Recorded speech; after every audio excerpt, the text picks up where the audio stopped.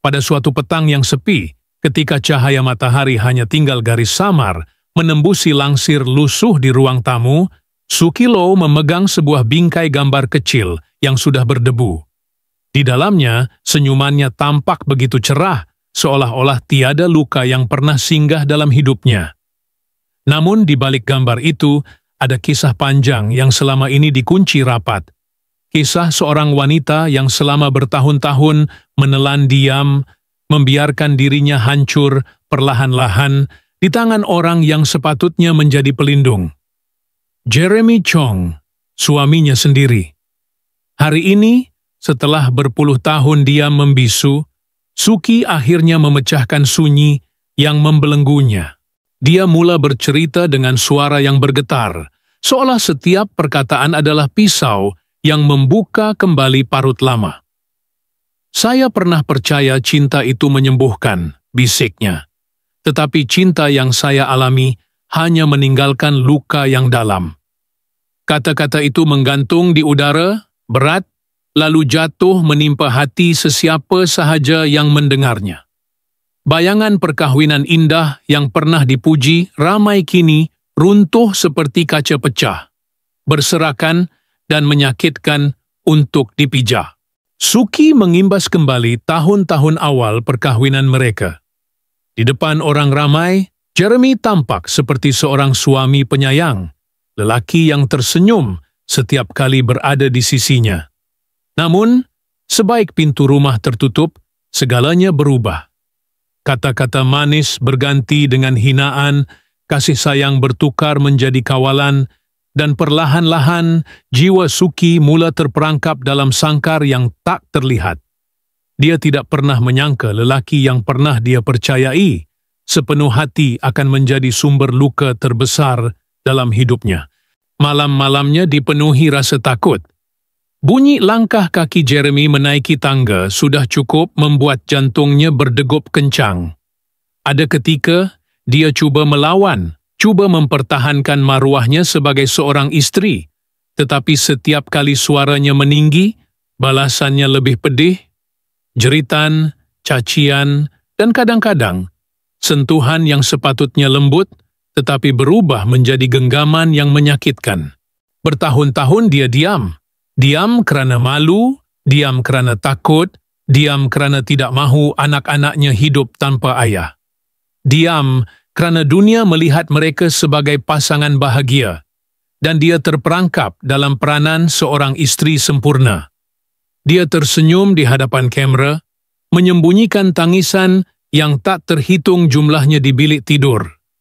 Dunia luar hanya nampak kilauan, tetapi dia tahu, di dalam rumah itu hanya ada bayangan gelap.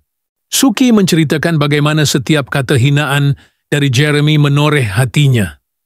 "Kau tak berguna, kau tak layak." Kata-kata itu membekas, lama-kelamaan menjadi suara dalam kepalanya sendiri.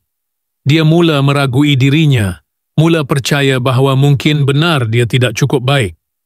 Trauma itu bukan sahaja mengikat tubuhnya, tetapi juga mindanya, menjadikan dirinya tawanan kepada lelaki yang sepatutnya menjadi pelindung. Namun, dalam kesunyian yang panjang itu, ada momen kecil yang akhirnya membuka matanya.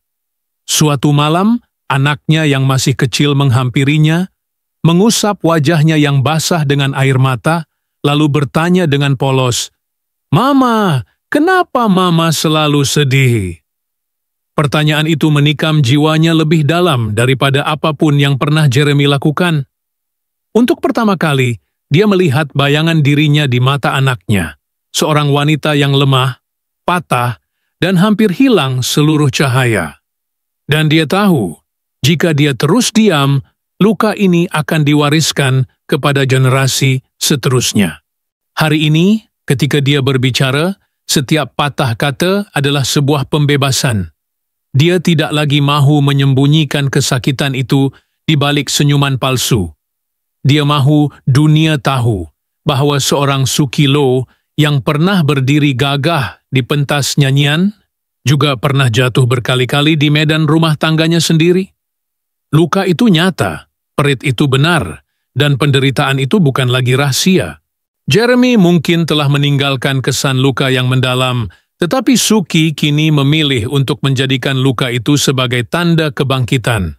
Dengan air mata yang menitis, dia mengakui, "Saya tidak lagi takut. Diam saya selama ini hanya membunuh jiwa saya perlahan-lahan. Kini saya bersuara, karena saya mahu hidup." Dan dalam keheningan selepas pengakuannya, ada satu hal yang terasa pasti, bahwa diam yang panjang itu akhirnya pecah. Dan dari serpihan sunyi itu, lahirlah seorang wanita yang berani, walau hatinya penuh luka. Di sebuah kafe kecil yang sering dipenuhi aroma kopi panggang, seorang wanita duduk sendirian di sudut paling jauh. Rambutnya dibiarkan terurai, menutupi sebahagian wajahnya, seakan sengaja menyembunyikan diri daripada pandangan umum. Sesekali, jemarinya menyentuh cawan panas yang sudah lama tidak disentuh, lalu matanya menerawang jauh ke arah jalan yang sibuk di luar. Ada sesuatu dalam renungannya, sebuah kesedihan yang dalam, bercampur dengan kelegaan seolah-olah dia baru sahaja melepaskan beban berat yang selama ini menghimpit dadanya. Seorang pelayan muda yang mengenalinya dari jauh hanya mampu memandang dengan rasa hormat, bercampur kagum. Dia jarang keluar, tapi bila muncul, semua mata tertarik kepadanya, bisik pelayan itu kepada rakan sekerjanya. Namun, mereka tidak berani menghampiri. Seolah-olah ada dinding tak terlihat yang memisahkan wanita itu daripada dunia luar. Di meja sebelah, dua orang pelanggan berbicara perlahan, berusaha menahan suara mereka. "Kau tahu tak siapa itu? Dia pernah berdiri di pentas besar. Suaranya dulu memenuhi corong radio hampir setiap hari." Kata-kata itu terhenti seketika, disambung dengan nada penuh simpati. "Tapi hidupnya tak seindah yang kita sangka. Dia banyak menderita, diam tanpa sesiapa tahu." Wanita itu masih tidak menyadari bisikan sekeliling. Matanya kini jatuh pada sebuah buku nota lusuh yang dibawa bersama. Lembaran pertama dipenuhi coretan, bukan lirik, bukan puisi, tetapi potongan ingatan. Ayat-ayat pendek, kadangkala hanya satu perkataan, seperti gelap, takut, diam. Seolah-olah buku kecil itu menjadi saksi bisu kepada tahun-tahun panjang yang ditelannya sendirian. Seorang lelaki tua yang kebetulan mengenalinya sejak zaman awal kerjaya, menghampiri perlahan. Dia tidak menyebut nama wanita itu, sebaliknya hanya meletakkan tangannya di atas meja dan berkata lembut, "Aku bangga kau akhirnya berani bersuara." Wanita itu mengangkat kepalanya, dan untuk sejenak, kilauan cahaya matahari jatuh tepat ke wajahnya. Dalam sekelip mata, misteri itu terungkai, garis-garis lelah, namun tetap anggun, wajah yang pernah dikenali seluruh negara. Dia bukan sekadar seorang penyanyi, bukan sekadar ikon yang pernah mengisi hati ramai. Dia adalah seorang wanita yang bertahun-tahun menanggung derita rumah tangga, disembunyikan di balik senyuman yang dipamerkan di pentas. Kini, perlahan-lahan, tanpa perlu diumumkan, orang di sekeliling mula menyadari siapa sebenarnya yang sedang duduk di hadapan mereka. Nama itu berputar di bibir setiap orang, lirih namun penuh hormat, Suki. Dan di antara bunyi cawan beradu dan bisikan pelanggan, ada keheningan yang tiba-tiba menyelubungi ruang kafe. Seolah-olah semua orang mengerti, wanita itu baru sahaja melangkah keluar daripada bayangan gelap masa silamnya, membawa bersama keberanian yang tidak pernah mereka sangka. Lampu sorot menyilaukan mata, berkelip-kelip menyapu wajah seorang gadis muda di tengah pentas. Baju yang dipakainya berkilauan di bawah cahaya neon, seolah-olah setiap jahitan pada kain itu dijahit dengan bintang. Di hadapannya, ribuan penonton berdiri, bertepuk tangan, menjerit namanya berulang-ulang. Suara mereka bergema, bersatu dalam satu irama penuh kekaguman. Dan ketika muzik mula mengalun, dia membuka suara, jernih, lantang, menggetarkan segenap ruang dewan. Itulah detik di mana nama seorang penyanyi kecil dari Seremban menembusi batas pentas dan menjelma menjadi ikon seluruh negara. Malam itu, media berebut mengambil gambar. Kilatan kamera datang bertubi-tubi, membutakan pandangan namun menyalakan sinar dalam hatinya. Esoknya, akhbar utama menyiarkan tajuk besar. Bintang baru Malaysia, gadis ini menakluk pentas nasional. Laman hiburan pula menulis tentang suaranya yang bagaikan malaikat dan karismanya yang membuat semua mata terpaku. Dunia seolah-olah terbuka luas untuknya. Tawaran konsert, rakaman album dan jemputan ke program televisyen datang tanpa henti. Suki, nama itu bergema di mana-mana. Anak-anak sekolah meniru gaya rambutnya, remaja memeluk poster bergambar dirinya, bahkan orang dewasa pun tidak segan mengaku bahawa mereka terpesona dengan bakatnya. Dia berdiri di puncak, muda, berjaya, dan dikelilingi cinta dari peminat yang tak berkesudahan. Namun, di balik senyumannya yang memikat, ada getaran kecil yang tak mampu difahami ramai.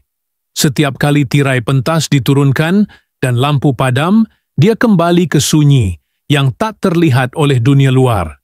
Di depan khalayak, dia adalah simbol kejayaan, tetapi di dalam rumah, dia hanyalah seorang wanita yang mula merasakan dinginnya kata-kata tajam dan kerasnya genggaman tangan yang sepatutnya melindunginya.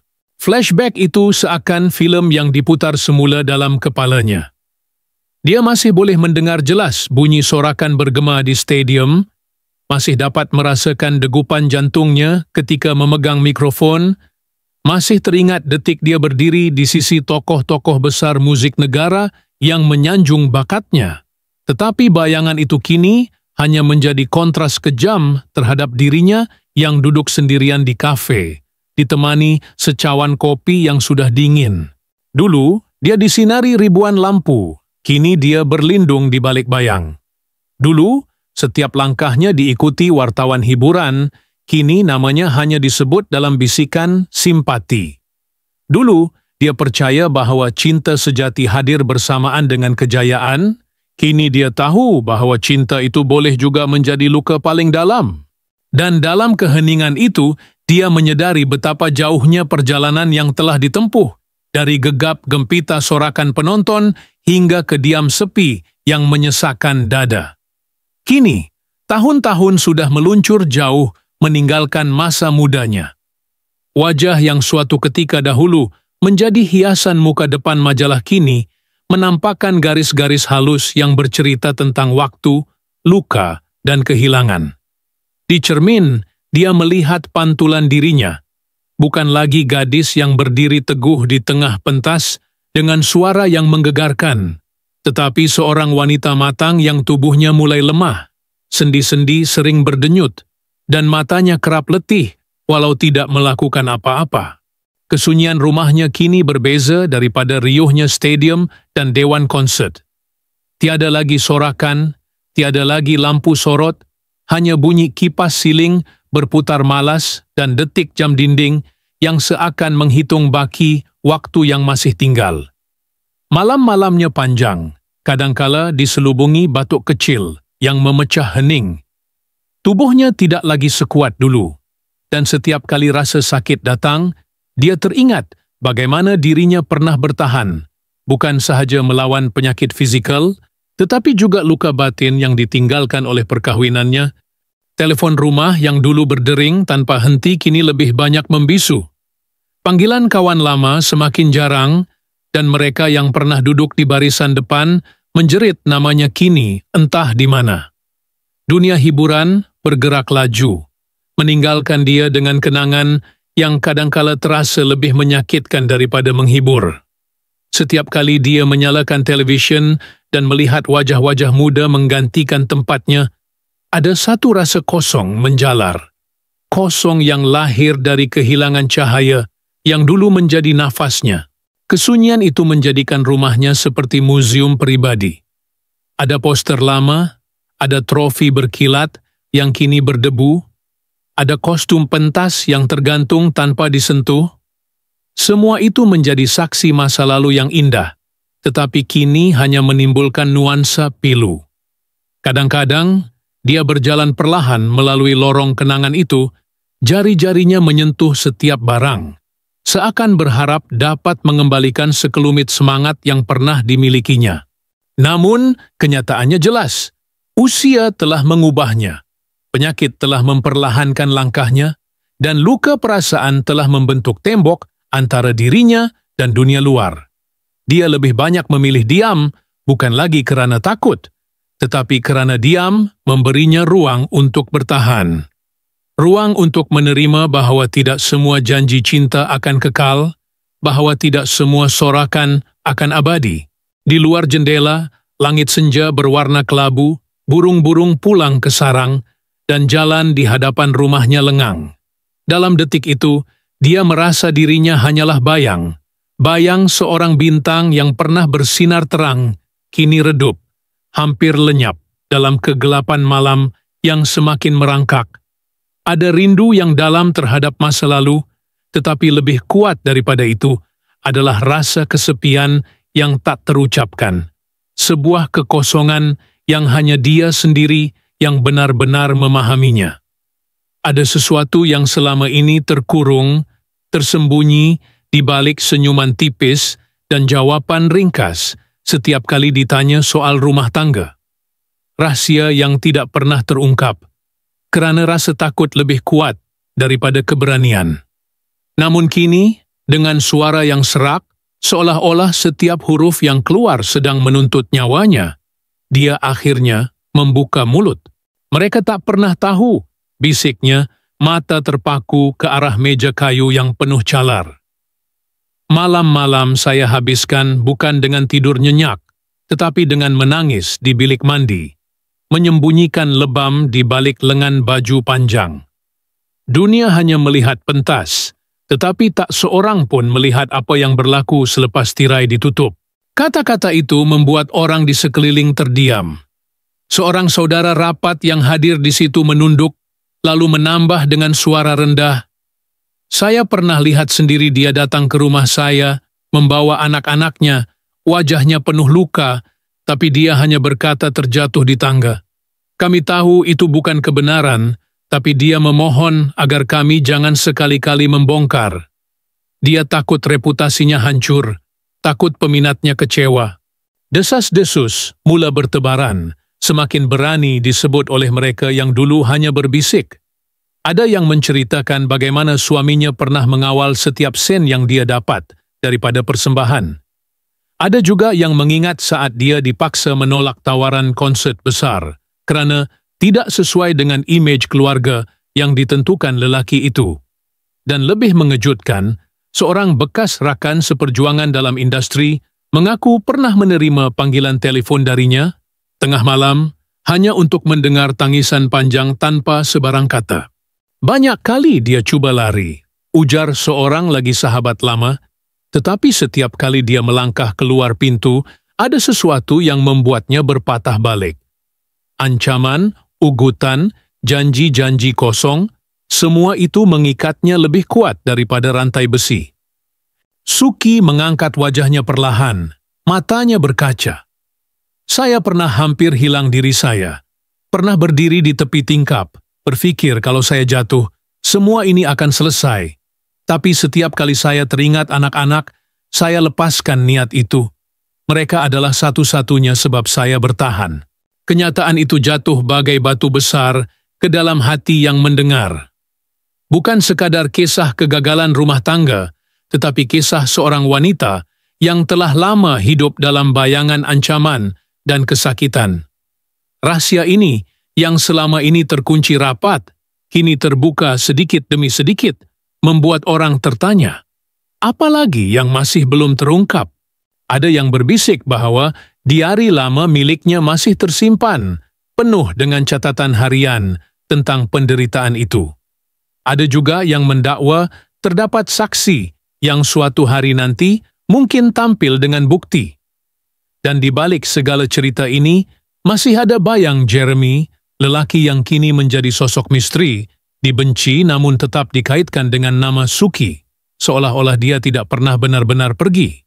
Semakin banyak yang terkeluar, semakin ramai yang ingin tahu Apakah semua rahasia sudah dibuka, atau masih ada kegelapan yang belum disentuh cahaya? Nama Suki tidak pernah berdiri sendirian. Dia lahir dalam satu generasi di mana musik tempatan sedang mencari wajah baharu, suara yang mampu mengikat hati rakyat. Ketika mula melangkah ke pentas besar, dia dikelilingi oleh rakan-rakan seperjuangan, penyanyi muda yang sama-sama berlari mengejar mimpi.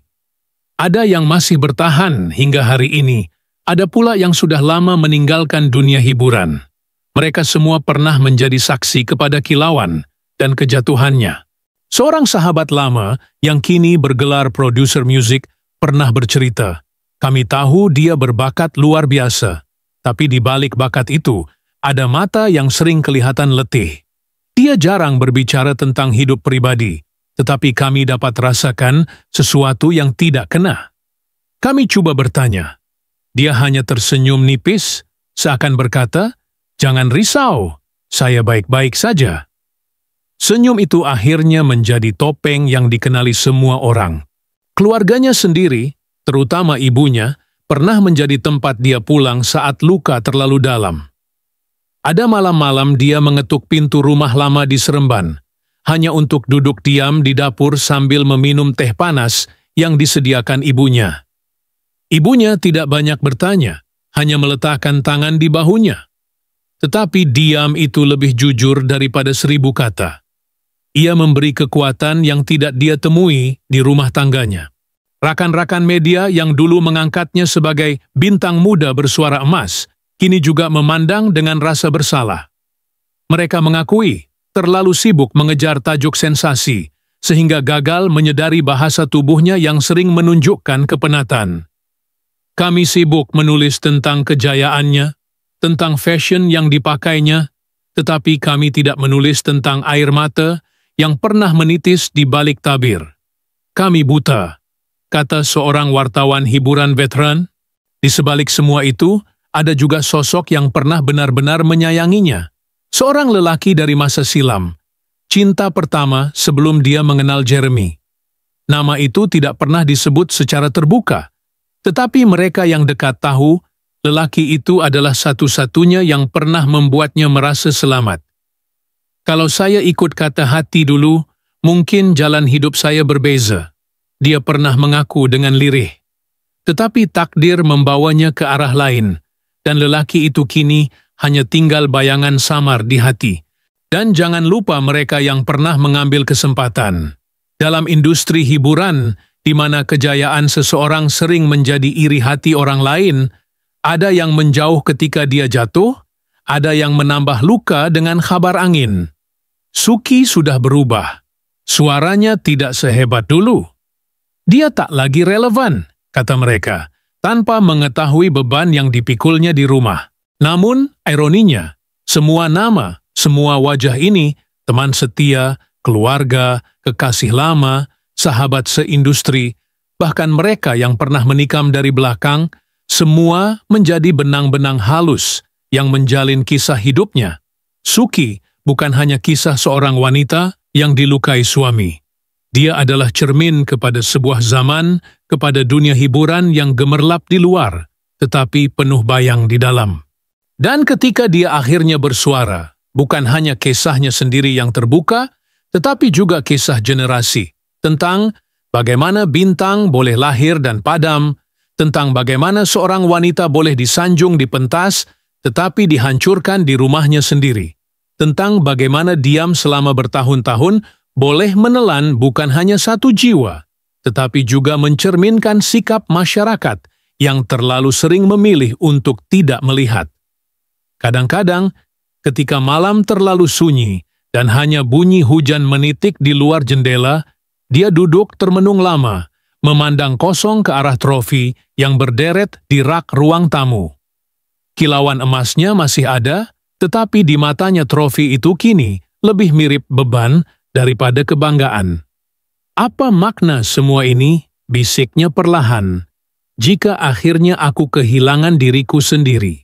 Ketenaran dulu adalah mimpi manis, mimpi yang diidamkan ribuan anak muda.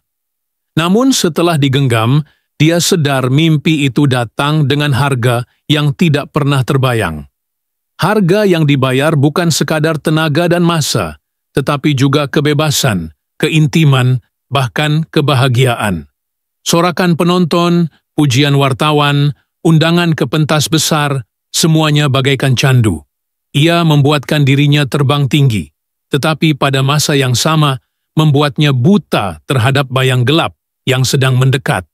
Adakah aku benar-benar bahagia ketika itu? Soalnya dalam hati. Dia coba mengingati detik-detik berdiri di pentas, lampu sorot membakar wajah, senyuman dipaksa lebar, sedangkan dalam hati dia hanya mahu pulang, tidur, dan bersembunyi. Ada paradoks yang menyakitkan.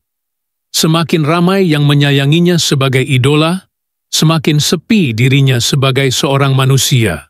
Dia juga sering tertanya-tanya tentang nilai cinta. Bukankah cinta sepatutnya melindungi, menguatkan, menyembuhkan? Tetapi mengapa cinta yang dipilihnya justru melukai, mengawal, menghancurkan?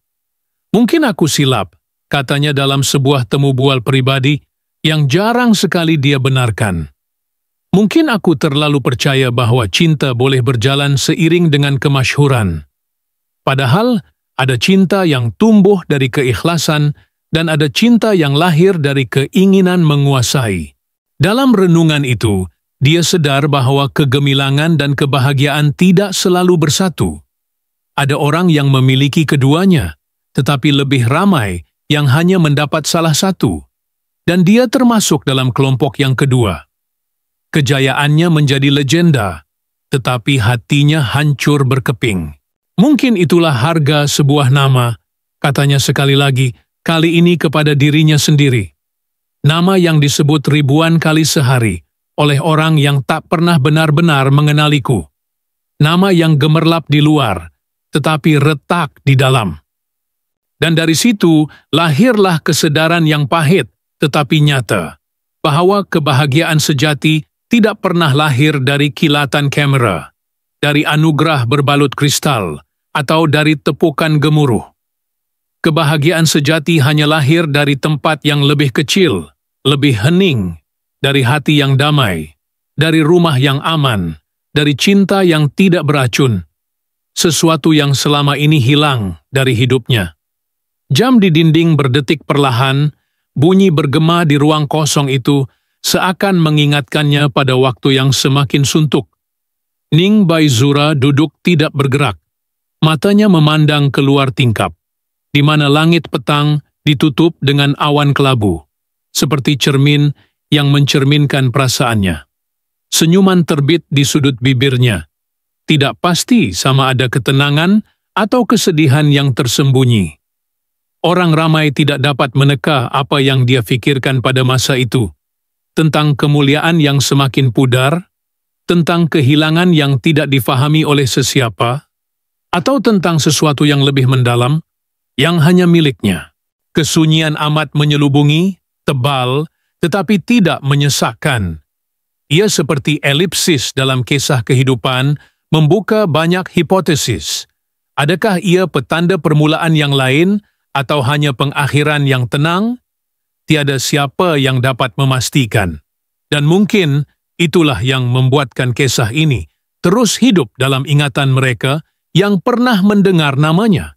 Seperti lagu yang tidak pernah berakhir, hanya bergema selama-lamanya dalam rasa selepas itu.